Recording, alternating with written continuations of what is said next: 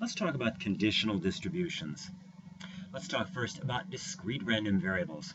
Suppose the joint PDF of x and y is given by f of xy equals x plus y over 21, where x can be 1, 2, or 3, and y can be 1 or 2. Find a formula for the expected value of y given x. Let's construct a table of the values of x and y. It's a good way to start. So again, we're told a formula for f of xy. If, for example, you plug in x equals 1 and y equals 2, this is what you get. X equals 1, y equals 2. Plug those values into here, and you'd end up with 3 over 21. In other words, 1 plus 2 over 21. We actually calculated this PDF before. We've seen it in a previous video. It turns out that f of x, the marginal PDF, is 2x plus 3 over 21, and f of y, the marginal PDF of y, is 3y plus 6 over 21.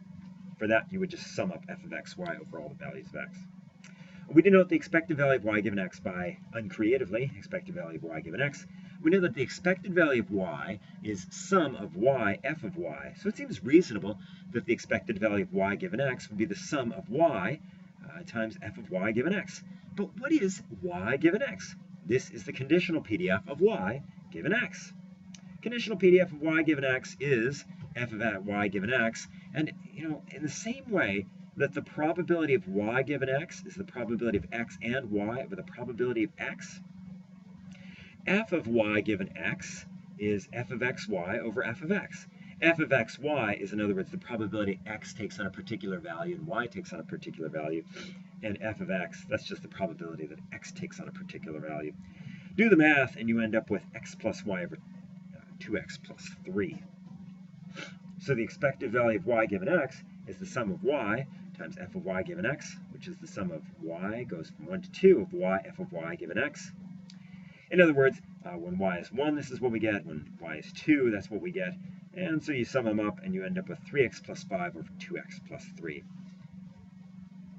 Find a formula for the variance of y given x.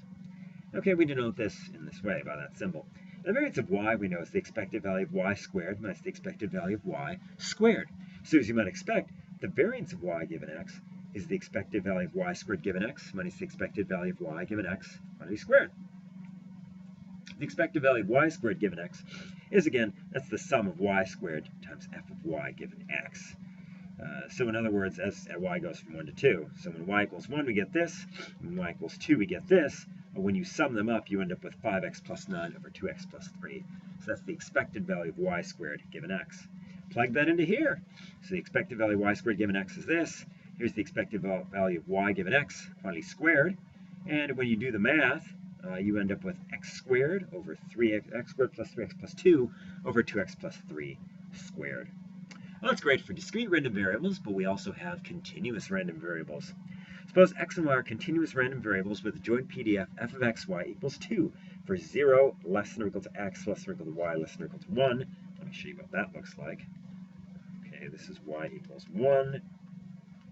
This is y equals x. So if x is less than or equal to y is less than or equal to 1, and this is what we end up with. Y is between x and 1.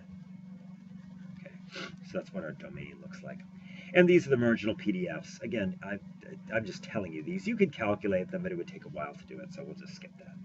So f of x equals 2 times 1 minus x, and f of y equals 2y. We've seen in a previous video how to calculate marginal PDFs, given f of xy, the joint PDF. Find a formula for the expected value of y given x. Okay, we denote the conditional PDF of y given x by the expected value of y given x. We know that the expected value of y is the integral of y f of y dy. So it seems reasonable that the expected value of y given x is the integral of y times f of y given x. But what is f of y given x? Again, it's the conditional PDF of y given x. So just as before, f of y given x is f of xy over f of x. Just as probability of y given x is probability of x and y over probability of x. So the expected value, or I should say f of y given x, is f of xy over f of x. That'd be 2 over 2 times 1 minus x, which is 1 over 1 minus x. So the expected value of y given x is y, f of y given x. In other words, it's the integral from x to 1 of y times 1 over 1 minus x. And you may ask, gosh, why is the integral from x to 1 That's because the region that we're integrating over. Y goes from x to 1. We're just, y doesn't go all the way from 0 to 1. Y just goes from x to 1. This integral is y squared over 2 times 1 over 1 minus x. Plug in 1 and you get this. Plug in x and you get this. And you subtract and you end up with 1 plus x over 2. So that's a formula for the expected value of y given x.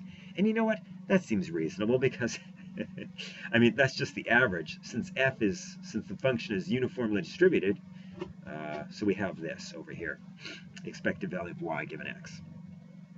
I'm sorry, it's the average of 1 and x, 1 plus x over 2. Find a formula for the variance of y given x. Okay, we denote the variance of y given x by that symbol. The variance of y is the expected value of y squared minus the expected value of y squared. So as you might expect, the variance of y given x is the expected value of y squared given x minus the expected value of y given x squared. Expected value of y squared given x, that's just the integral of y squared times 1 over 1 minus x. Integrate and you get this. Plug in 1, and you get, plug in 1, plug in x, and this is what you end up with. You end up with 1 minus x cubed over 3, 1 minus x. Oh, but you know what? 1 minus x cubed factors. You can write that as 1 minus x over 1 plus x squared. Yes, I know you learned that in algebra in high school, and you have only used that a handful of times since then, but it does occasionally come in handy. The 1 minus x is canceled, and we're left with 1 plus x squared over 3. That's the expected value of y squared given x. We know the variance of y given x. It's the expected value of y squared given x minus the expected value of y given x squared. Expected value of y squared given x is this thing over here. Expected value of y given x is 1 plus x over 2 squared, and you get that.